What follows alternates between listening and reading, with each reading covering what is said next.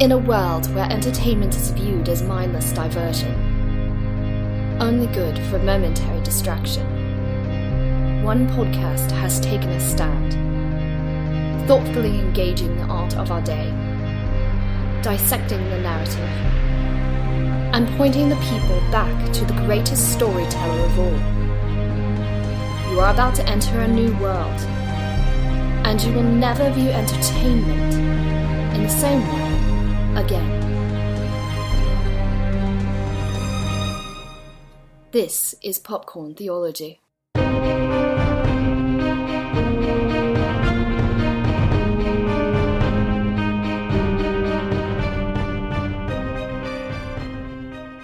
Welcome, movie lovers and theology nerds, to Popcorn Theology, where we examine films for where they align with the greatest story and our greatest storyteller, discussing what to receive, reject, and redeem for common ground, fruitful conversation, and mindful movie consumption. I'm Eric. And I'm Maddy. And we're doing a special series on The Rings of Power Season 2. We wanted to cover the series as it releases, so we're doing these weekly and the day after or the day of that they release, and provide some quick rounds of receive, reject, and redeem. And Maddy, what is episode 4 about? Well, let's see. The stranger finds what he's been searching for, maybe. Arondir and Isildur search for Theo, and Galadriel and Elrond walk into a trap. There's a lot of walking. Yep. And a lot of walking, with no idea of how large this world actually is. So they're just walking, but we don't know how long things are supposed to take. And for this special series, there isn't going to be any spoiler for each section. So everything, if you haven't watched it, be prepared to be spoiled. Not that, in all honesty, there's much to be spoiled right now. This is your official spoiler warning. Yes, exactly. So let's go ahead and get into really the good, the bad, and the ugly on the popcorn side. So let's go ahead and give our popcorn theology ratings. Are we looking at this stale, fresh, or buttered and salted? So, Maddy, you go ahead and go first. I'm going to say stale, maybe even staler than the previous episodes. I don't know. I'm just kind of confused about why anything is happening the way it's happening. I don't feel like there's any central narrative holding it all together. It kind of reminded me, I was just at IKEA today, actually getting this desktop, putting together my little home office. And I just thought, it's kind of like an IKEA display. Everything looks pretty put together, like it looks like a real room, but there's nothing actually functional, and it's a facade. There's no substance to it. There's just nothing holding this story together for me.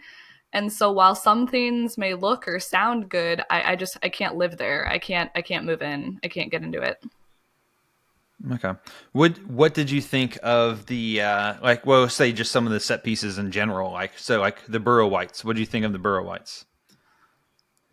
Yeah, again, I'm just not sure why they're there at this point, and it's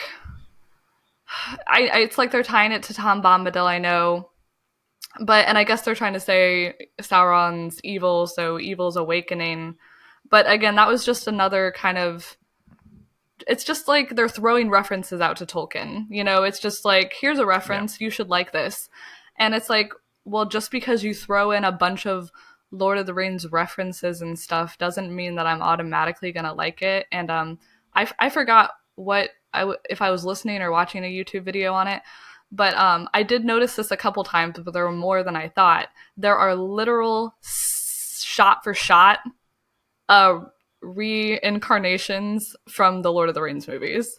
The horse chase with Elrond and Galadriel, and there's a couple more. He listed off a bunch, and I was like, oh wow, you're right. And literally, he did side by side comparisons, and it literally is a shot for shot copy paste. Crazy stuff. So for me, this is definitely stale. I'm definitely stale. The question I keep asking myself, And I will ask this to anyone who actually genuinely like enjoys the show. And if you do, more power to you. It's like not every show is for everyone. But if this wasn't connected to Lord of the Rings, would anyone even care about this show?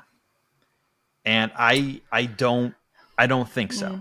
I don't think if this was a new IP that wasn't connected to the Lord of the Rings, just a brand new fantasy show that had $1 billion budget, I think that would be the only thing that would actually be that people would actually be talking about is that it has $1 billion budget. And that's what it would go down in history as is the most expensive fantasy series ever that flopped. Because there's nothing about this show that is overall unique. The only thing, the term out there is member berries. It's like, which is like, hey, you remember this, remember that. That's funny. That's the only thing that's bringing you back. And that really is this episode is Tom. You have to have read the books to understand who Tom Bombadil is.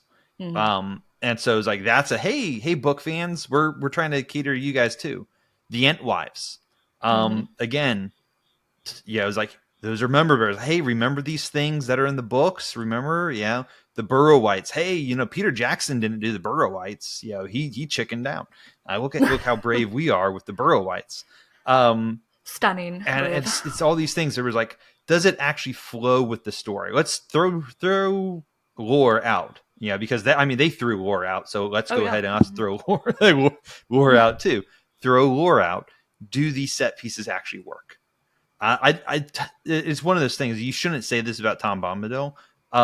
He's harmless. He's harmless. Doesn't really add to the story. We'll see the next episode. How it goes. But he doesn't really add anything really to the story. More of a distraction than anything else. The Entwives or wife, I would say, fine. Yeah, it was like nothing. It was all right. Nothing bad. Nothing to write home about. The Burrowites and the Burrowite fight was boring, like just straight up boring. I think when the first there and the one elf was looking into the grave and just the eyes popped up. I thought, well, no, this is before they getting dragged in, and the eyes popped up. I like when initially I was like, ooh, okay, this is kind of cool. Yeah. But then it just went into boring, and it was one of the most anticlimactic, no stakes fight out there. Very video game. Like they looked like video game zombies to me, and I can't remember what video game I'm thinking of, but definitely reminded me of that. They weren't that scary. Again, like the eyes in that one scene were a little scary. I was like, ooh, this could getting a little spooky, but then immediately was not spooky, and I'm like, it was all right. Yeah, there's certain things that, and it's frustrating about this show is honestly because there's some people with talent that are working on this show. They're just not the ones that are in charge, apparently, because there's several scenes. I mean, in even the first season, the last couple episodes that are great. I mean, are released really good, but it's the story's not engaging me. Like this still was another slog to get through. Just all right, cool. What are we gonna do? And going to the acting, I was talking with my wife about this. So we watched the show, the Shannara Chronicles, which was is based off of a fantasy book by Terry Brooks called the Shannara Chronicles, or the Legacy of Shannara. It depends. There's multiple different ones. First two books are great. Skip the Wish Song of Shannara and then read the Scions of Shannara series. It's good. But anyway, it's like it was acted. It was made by MTV of all things, and it was acted by a lot of young people, and is more of that CW style of acting. And that's how memorable a lot of the acting is in this. It feels more akin to this was made by MTV 10 years ago, than Amazon in 2024 with $1 billion. So with that, let's go ahead and start moving over to our theology round. Do some receive, reject, and redeem. Let's go ahead and go with our ratings, though, because as we know, is like A film's quality or show's quality doesn't always reflect its depth of theological talking points. So if we're going to drink from this movie's depth of deep themes, what's in the cup? Is it diluted, carbonated, or is our cup running over? And I'll just go ahead and get started. This episode was diluted, in my opinion. I mean, last week I said the first 3 episodes were carbonated. There are definitely things to talk about. This one, it was a lot more diluted. Not a lot really even happens in this episode. Right? You have a couple set pieces, but there's no real plot really moving forward. Too much. Obviously, it moves forward a little bit, but nothing of substance actually happens. Yeah. That's basically the way I felt. This was just kind of a filler episode, I felt like. Again, just lots of people walking and talking about things that they need to do. But then, unlike in the first 3 episodes, as you'll see in my points later, I found a lot more to reject than to redeem. In fact, I think I only had 1 redeem point. And I was kind of digging for it. I was like, what can I redeem from this? So yeah, I definitely felt like this episode in particular lost any momentum I had for like receive redeems from the previous 3. Again, like it's like this episode just lost traction in general. Like, again, just kind of filler. So we'll see though. Yeah, we'll see. So let's go ahead and get started with, we'll do some of our rejects first. So for me, and I talked about this last week, is this whole like finding your name type of thing. And it seems to kind of continue on with this, the name. The stranger doesn't know his name and he's trying to find his name.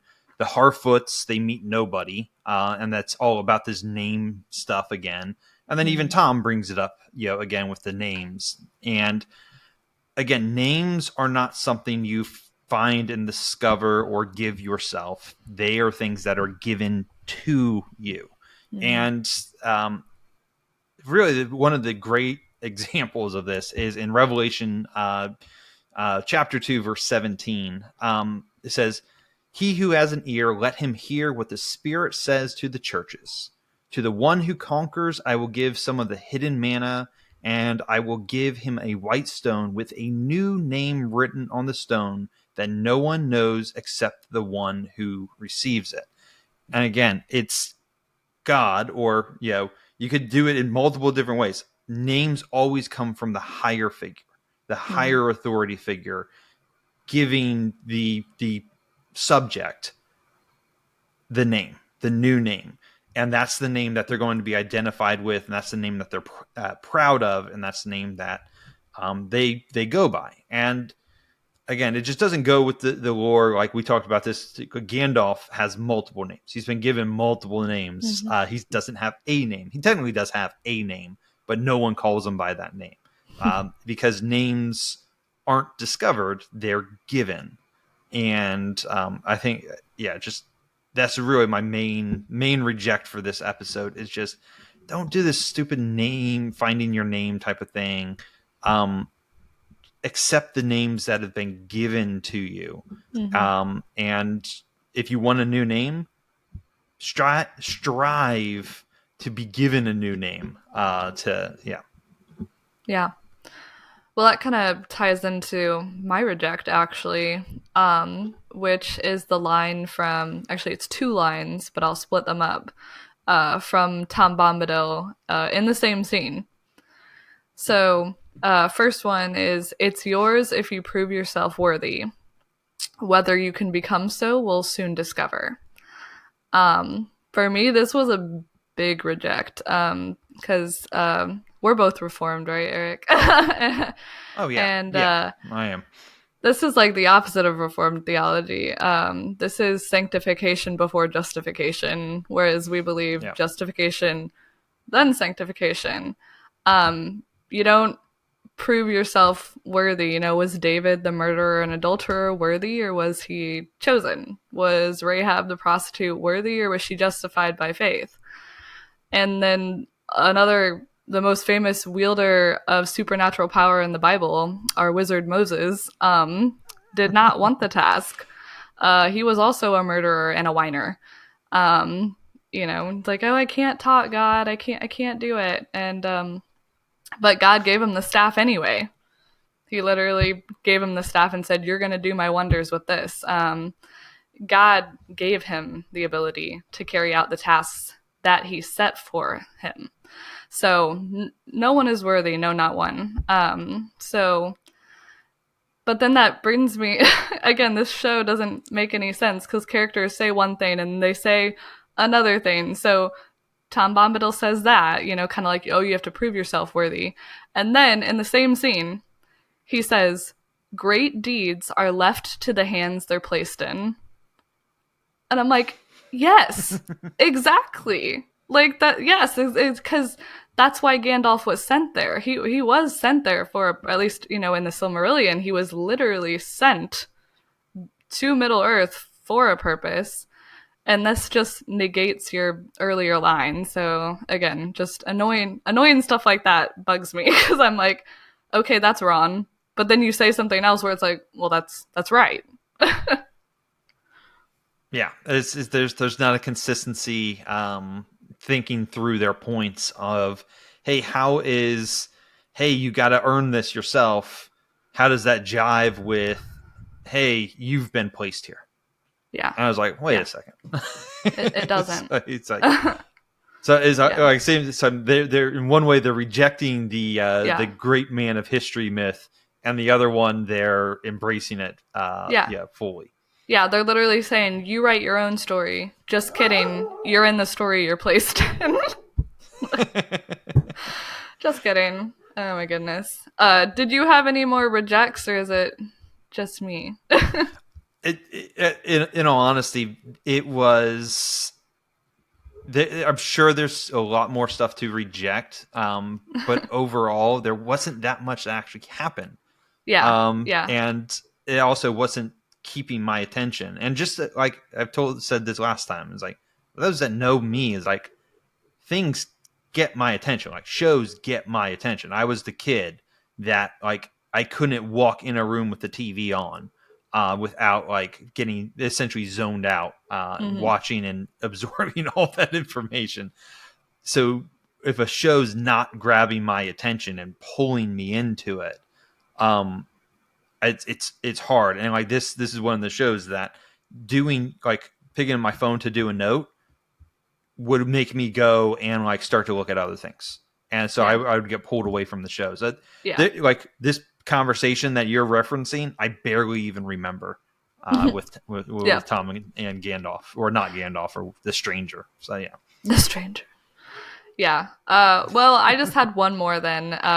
This shouldn't take too long. But again, it was another kind of like really short scene. It was the Ent wife scene with the trees. And her line, after like totally annihilating a bunch of people, and then they talk about peace or whatever. Again, like, just this show. Talking about peace. And then she said, forgiveness takes an age. And again, I kind of had a little bit of an issue with that because I also think this is kind of counter to what we believe as Christians. I think forgiveness is immediate and full. Because how otherwise could God forgive us for what we've done with our sin? Does he stew in his anger and his righteous judgment? Or does he see Christ's robes on us immediately once we claim Christ as our own? And Matthew 6:14 through 15 even warns us that we might not be forgiven if we don't forgive as Christ forgives us. And I guess the only thing I'd say that might make this make sense is the prerequisite is repentance. So you don't necessarily have to forgive someone who hasn't repented. But once they've repented, you're to immediately forgive and remember the sin no more. So that was like a really short scene, and it was kind of a throwaway line, but I was just kind of like, I don't know, bugged me a little. Yeah. No, I was having trouble actually following Arindir's when he was talking with the Ent wife. I was actually having trouble following what exactly he was saying. I just assumed it was some like Mother Nature mumbo jumbo. Some of it was stuff. So and he was speaking Elvish most of the time in that scene. So and so it was one of those where I was just like, it's probably just some sort of environmental message. I'm kind of getting the gist of it. And that's the thing, is like, and Tolkien probably would be, he probably would consider him some ways an environmentalist, at least an anti-industrialist. Yes, because I was just about to say that. I was like, he was anti-industrialization, so I do understand that. Yeah. And so, so it was like, there's definitely part of that, but I think when you create the only pure character, it really is the Entwife. The Entwife, who she planted all these trees, and now all these trees are destroyed by orcs and everything. And you kind of get that with Treebeard, where he's just like, orcs. Yeah, everyone's prejudiced against orcs, apparently. Even the trees marginalize the orcs. Poor orcs. Feels so sorry. Yeah, the poor orcs. But anyways, let's go ahead and move on to some receive and redeem. Yes. And so one that I would say probably maybe a redeem a little bit, and again, it's kind of one of those ideas a little bit half baked. I'm almost Jesus juking it in in a way with this, is when not Gandalf shows up at Tom's place, and he's like, I followed the stars. I followed the stars, and they led me here. And at the end of the day, is like he thought he was looking for a staff, but he found Tom at the end. At the end of the journey, and he totally forgot about his friends after he found Tom. Imagine that. But anyway, so he finds Tom, which was not what he was looking for at all. Right? He wasn't looking for that at all. And it kind of reminds me of like the story of Job in the Bible. It's like, he's a righteous man. He's never met God. And when everything bad in his life starts to happen, that's his one demand. He keeps going back. He's like, I was like, pretty much, I demand to see God. And I was like, I'm a righteous person. Why is all this stuff happening to me? And so it goes through 40 odd chapters of Job's dialogue back and forth with his friends. And sometimes it seems like his friends have good theology, sometimes bad. Job has bad theology too, and goes back and forth. And then it gets to when God finally shows up, and Job stops in his place when he finally meets God and goes, previously I heard of you, but now that I've seen you, or that I know you, I will remain silent now. That's enough. He thought what he needed was an audience before God, and he was that's what he was pursuing. That's what he was trying to go for. Yeah. But when he actually got that audience, what he got was so much grander than that. He had such a larger understanding of that. And so really, is like, at the end of the day, is a lot of times what we think we're actually searching for in this life isn't what we're actually meant to find. What we're actually meant to find is that resting in peace in God. And that's really what it was with Job, is he was looking to meet God so that he could be vindicated, so that Job could be vindicated. But after he met God, God's the one that ended up being the one that was vindicated. Yeah. And so it's this I thought it was they obviously were not going there in their story, but I thought it was an interesting thing. I was like, you could start to take that approach a little bit if you fleshed out some of these ideas of, hey, the journey you're on is leading you. It was like, you think you're on X journey, but really you're on Y journey. And it's going to be so much better on Y journey at the end of the day. Yeah, absolutely. Well, I think mine is kind of, it's about the Harfoots. Again, I was digging for this one because they're my least favorite storyline, and yet I found the redeem in that one. But the Harfoots looking for, or longing for rather, an established home. So, I can kind of see the Israelites in the desert analogy here. They're kind of wandering for a while. They're not an established nation yet. We don't have the Shire yet. That's not a thing. So they're disjointed, they're disconnected, kind of like the narrative of this show. We should definitely add in some canned laughter to make my bad joke seem funny. I'm not good at jokes.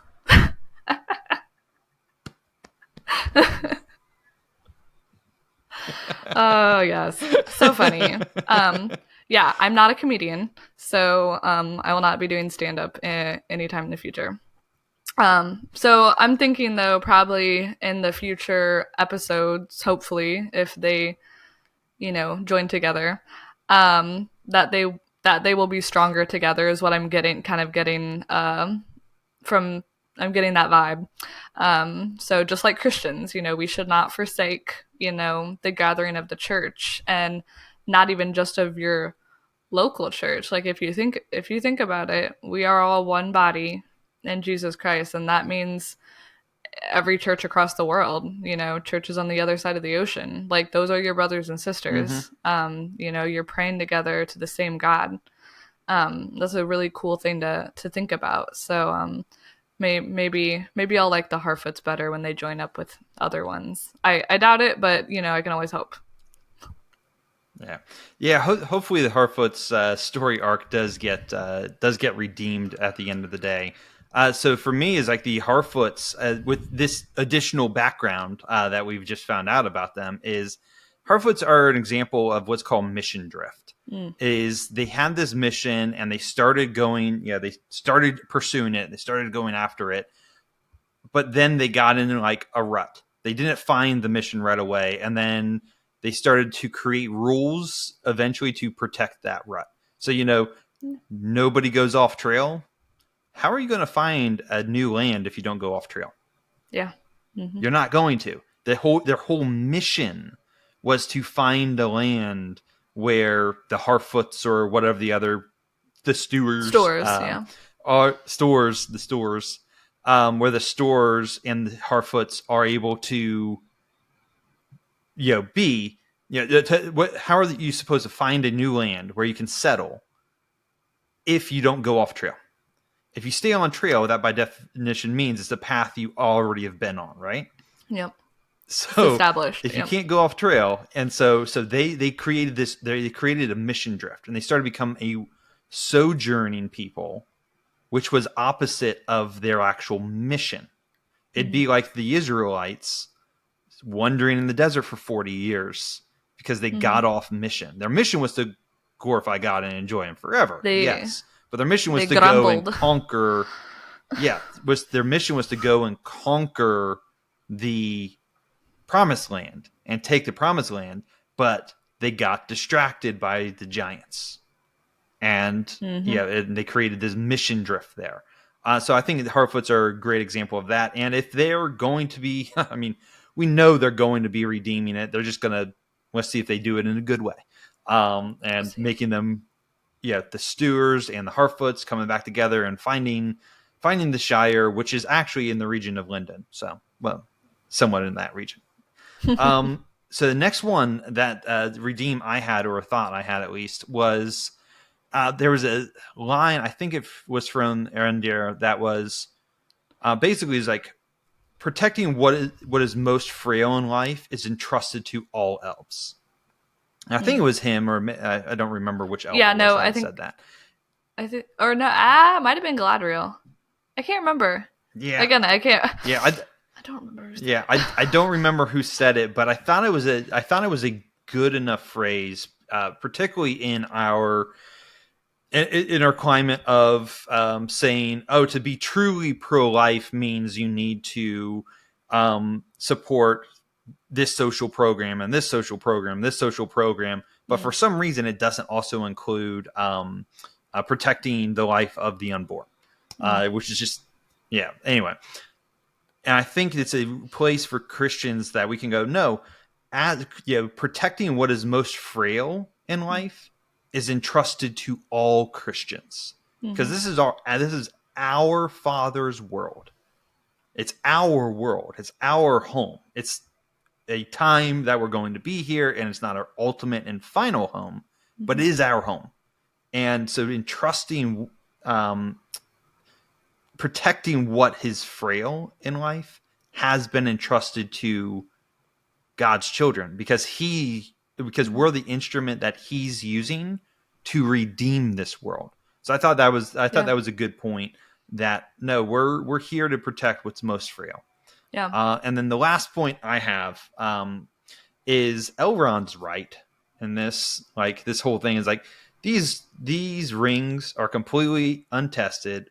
You have no idea how strong of an influence Sauron could be. Is like, from a lore perspective, yeah, I can be like, okay, whatever. But in this real life situation, like, or I said real life situation, in this situation in the show, you don't know what the rings are capable of, right? You don't know what they're able to do.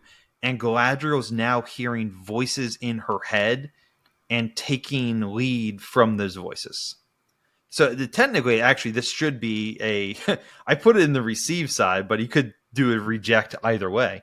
If you just said, Galadriel, stop listening to voices in your head, it'd be in the reject side. But on the redeem side, Elrond is right. You cannot trust the voices in your head. What are you like when you feel the spirit move, or you feel this, or you're like, oh, God was talking to me. What are you grounding that in? Mm-hmm. What are you testing that against? God tells you to test the spirits. And what's your correcting mechanism that you're using when you're saying, well, I feel like God is moving me in this direction? Well, what are you testing that against? Because he has revealed he may have not revealed his will, his secret will for your life, but he has revealed what he wants out of all Christians and how he wants us to live our lives. So what are you trying to take a shortcut, or are you actively engaged in the scriptures, meeting with the fellow saints and testing the spirits, or instead of just listening to the voices that are in your head? Yep. Yeah, most people are only listening for what they want to hear as well. Instead of, again, God has written in his word what we need to be reading. But But again, according to the lore, Galadriel could already hear voices in her head before the ring. So she was able to perceive the thoughts of others. Yep. Well, it's just maybe it's just enhancing her ability, her already innate, incredible girl bossy abilities. Yes, but they never established that she had the ability first. Again, those are little things that bother me, little things that get under my skin.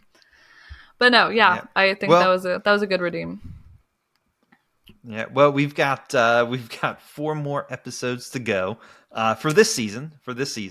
So it would be great. We'll be, I think, hopefully next year or 2 years from now, whatever schedule there will be on, we'll be still covering season 3. But I think that's a great spot to go ahead and end on. So until next time, keep engaging movies and media from a godly perspective, and remember, you are not a mindless consumer.